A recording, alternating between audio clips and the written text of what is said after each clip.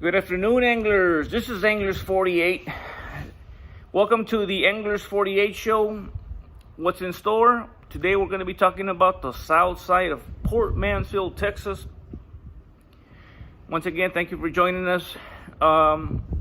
Today, I decided to choose this topic, the south side of Port Mansfield.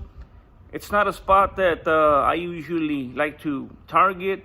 Sometimes it's as a last resort. When there's a cool front moving through, I like to fan cast that shoreline, with the northerly. If I know that I'm going to be fishing Port Mansfield and I know that it's congested, there's going to be just too many anglers, I like to target the south side. Other times is when my partner in crime Tony and we kind of put our heads together and decide that it's time to check that place out. So the south side of Port Mansfield, not many people go to that side. There's a boat launch for the airboats and the kayaks. We do see quite a bit of kayakers go to that area, and they disappear, right? They usually, you don't see them, close by within eye distance. I've been out there and I've seen them head out all kinds of directions. So it's mostly for kayakers and for people who want to fish off the off the bank there.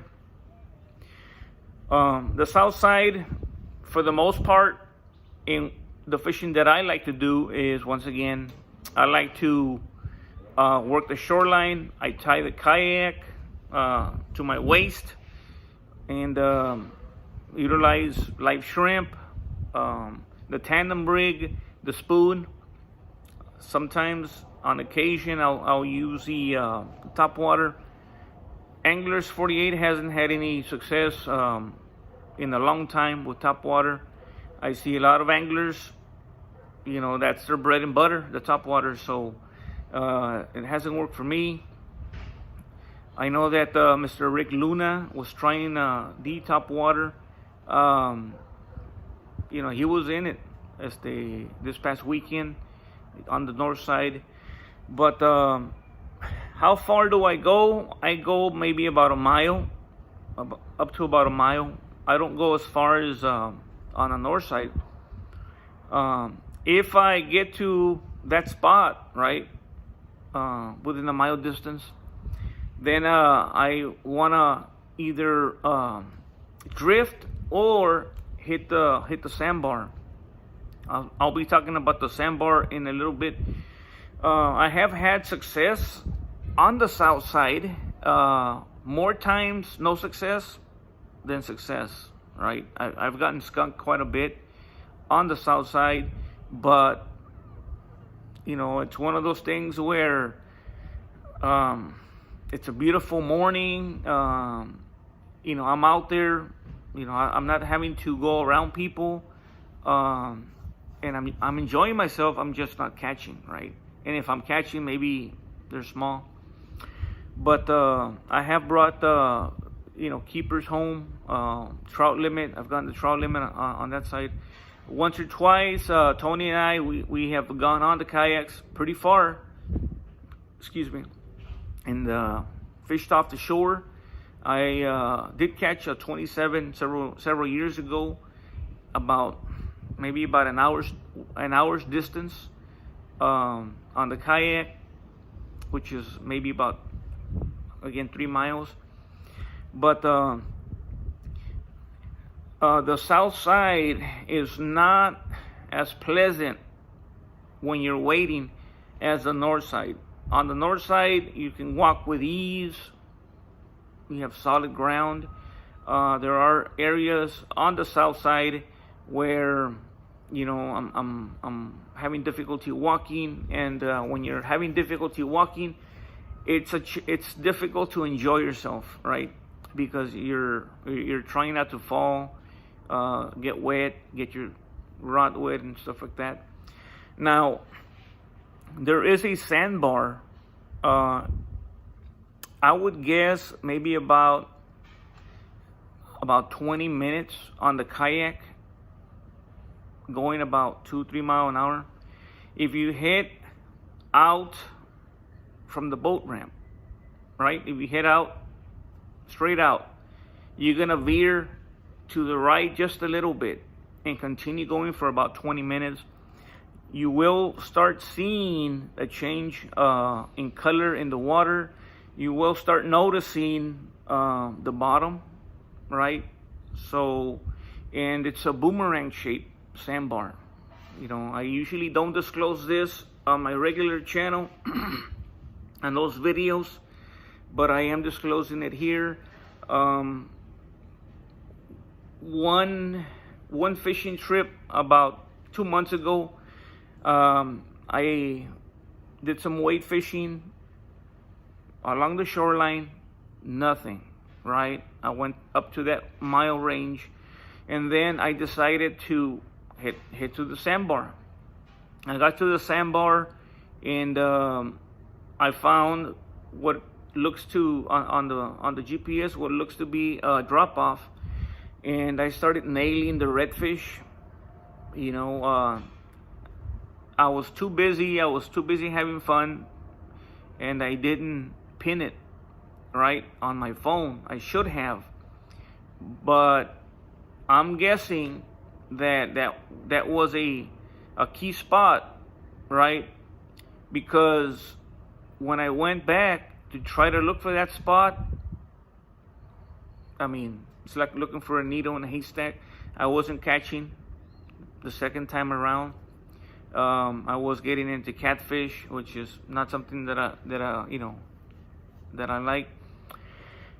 So I tried other areas around the sandbar and nothing. Not that second trip. On the first trip, I was finding certain areas where I was catching trout, keeper trout. So I had some success there at that sandbar.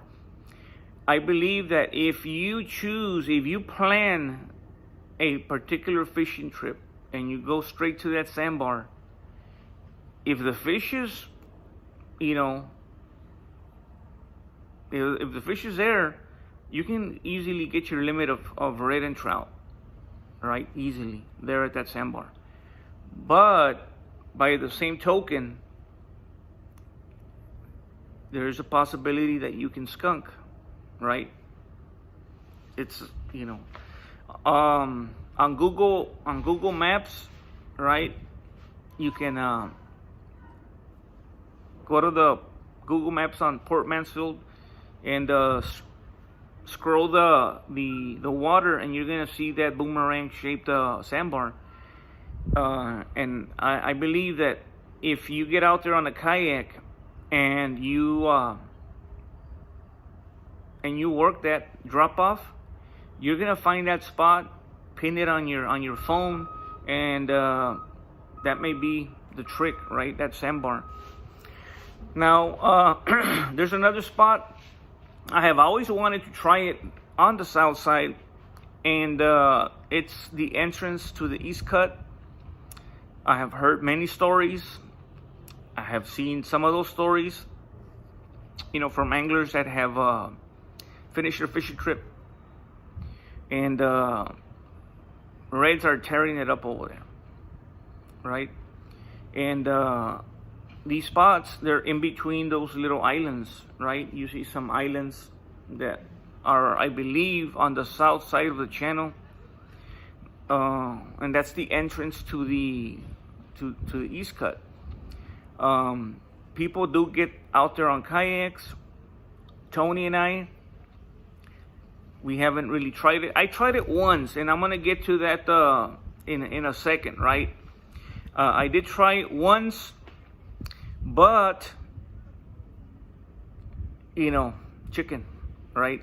As much as I'm out there, I'm looking at certain things, and if I believe that that there's going to be issues, right, as far as safety, I won't, because I hate getting myself into situations where things may go wrong.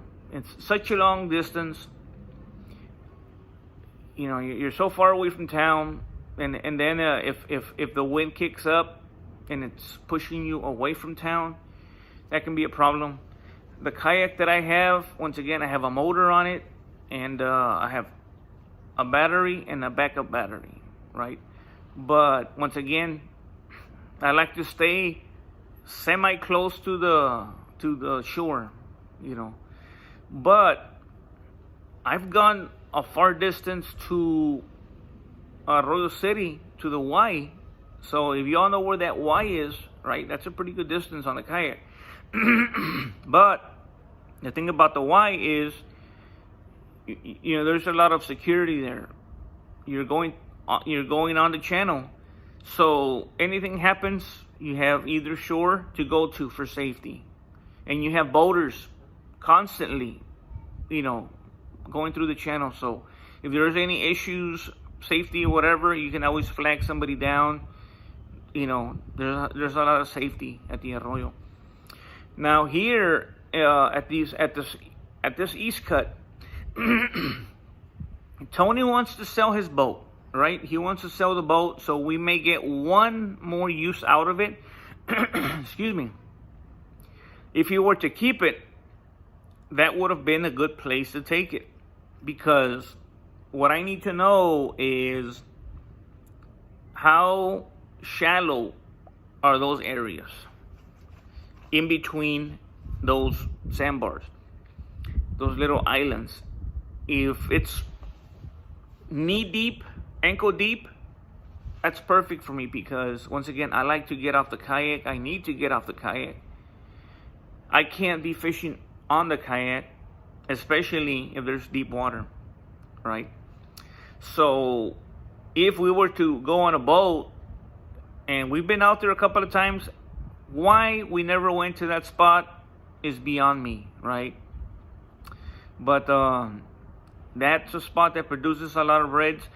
It also produces flounder as well. So now, that one time when I wanted to go to the East Cut, those little islands, I felt that I still had a lot to go to get there. So what did I do? I veered. I went to a different island. This island, if you're familiar with Port Mansfield, they were working on it. They were dredging the channel, and everything that they took out, they made another island. But it's not a true island in its sense, right? Because there's drop-offs, right? It's the island there, but you can't get off and want to walk up the island. So the bank of the island is 10 feet, 20 feet deep, right? So it says a keep off anyway. So that one time I saw that this other island, this new sandbar, was closer, and I decided to hit that sandbar. I ended up catching 2 keeper trout on the same rig, on the tandem rig. Both trouts got caught at the same time, right? Keepers. And I caught a red undersize. I believe it was a 17, 18 inch trout. I know that if I would have worked the sandbar, right? If I would have worked it, gone all the way around, I would have probably gotten some other keeper fish, right? But once again, you're talking about a lot of depth here, and it's very, very risky to be out there by yourself, and for something to go wrong. So like I said, going to the south side, it's hit or miss, mostly miss. Another spot that a lot of people like to do is they like to hit the piers, or they like to work the piers, And for that, for the most part, you need a kayak, right? Because you're going to be working the piers, and they've already eliminated a couple of them already. So you would have to cross the front of people's homes, those homes that they're building, and you don't want to have somebody yell at you from those homes. So, but I've seen some anglers out there, and they're catching flounders. So yeah, this was just something that I wanted to talk about, and I've been wanting to discuss this for the longest time there on the south side. One thing that I did want to add here at the end is that I've noticed from my partner in crime, Tony, that he has had some good success on the south side, but like, let's say after 11, right? And what has been going on here is he has gone fishing to the north side. There's no bites, it's slow on the north side, so he wants to go to the south side, fish there for a little bit, and you're looking at about 11. Most of the time, it's about 11 when he gets there. Well, he's getting the trout limit on the south side, but around that time, 11. So he's like, man, I think the fish are getting to the south side a little later. And by 11 o'clock, anglers, I'm long gone from the town, or I've headed to the sandbar. So up close to the boat ramp where he likes to fish, that's where he's been, doing well. And I have noticed on my way back, when I call it quits, that there's a lot of bird action, birds diving. But I've already made up my mind, right, that I'm calling it quits. And to start on a goose chase, so to speak, it's a little tough, right? You're already, that's it, day's over. And then you see some bird action. Once again, guys, bird action means that there's game fish there. The game fish are feeding, and the bait is jumping up out of the water. And we all know, we've all been to the beach, right?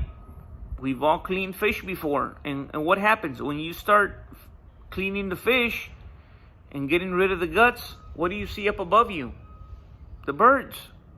The birds, they see food, and they alert you that there's something there. And one of the pluses is, a lot of the times you can't get to the birds on foot. But on the kayak, you just put that in gear, and if you have a spoon, if you have a rig where you can get it out far without spooking anything, you may get into some good stuff there. So, well, I'll leave you with that, guys. Once again, if this is catching you as new, hey, please check my channel out. It's called Anglers 48. I provide a lot of inshore fish action. Mostly the places that I like to fish: Port Mansfield, Arroyo City, every so often the island. Okay. Bronzeville, I usually don't, right? I used to there at Bahia Grande, but there's just too many anglers there. It's not my forte, not my cup of tea, fishing shoulder to shoulder with anglers. I prefer the open, where you can just fang cast, right?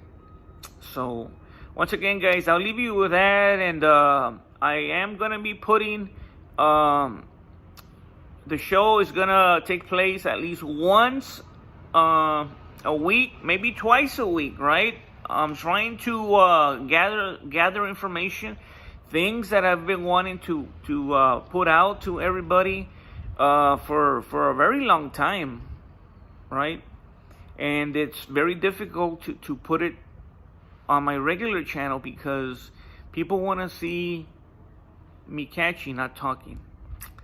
So for the people who do crave information, who want that extra, that edge, you know, on where the fish are biting, this is the place to get it. And there are other places where I have success fishing. In the later, you know, in the future, I'll go ahead and hopefully share those with you. But yeah.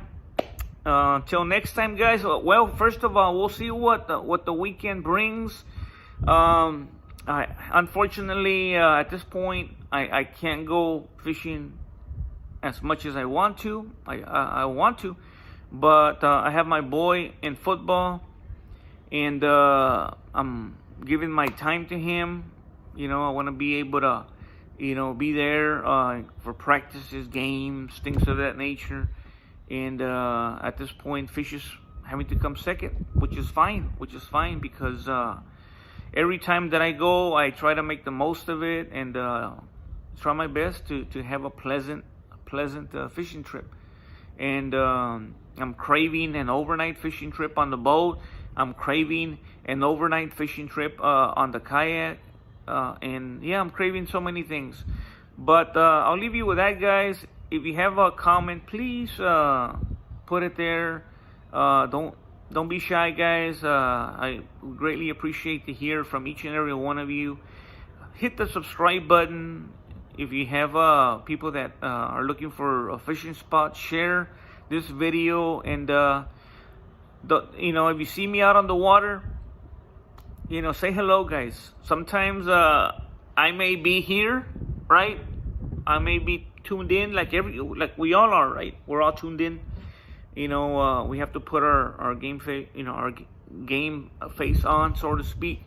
But yeah, just say hello, and you know, I'll say hello back, and I would like to hear from you guys. Until next time, from Fort, Texas, on this Anglers 48 show, Anglers 48 signing off. See you in the water.